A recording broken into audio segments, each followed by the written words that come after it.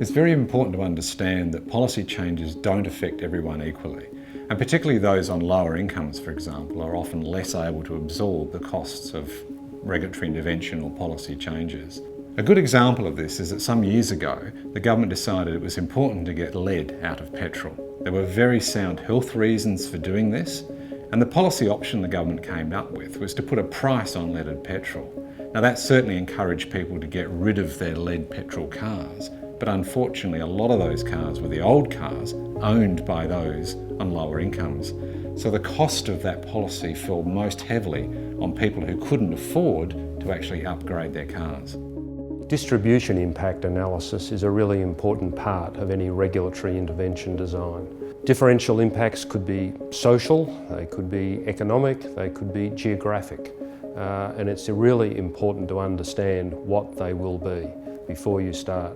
The focus might be on a particular target group, but the impact could fall somewhere quite differently.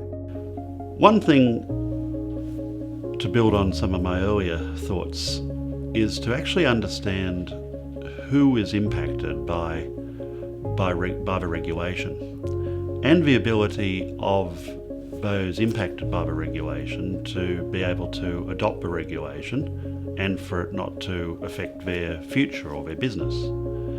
So, for example, what may be an appropriate level of regulation and complexity for a very large business, a multinational with hundreds of employees in Australia and tens of thousands, if not more, overseas, is going to be very different from a small company with, say, 2 or 5 employees that may have had a bright invention.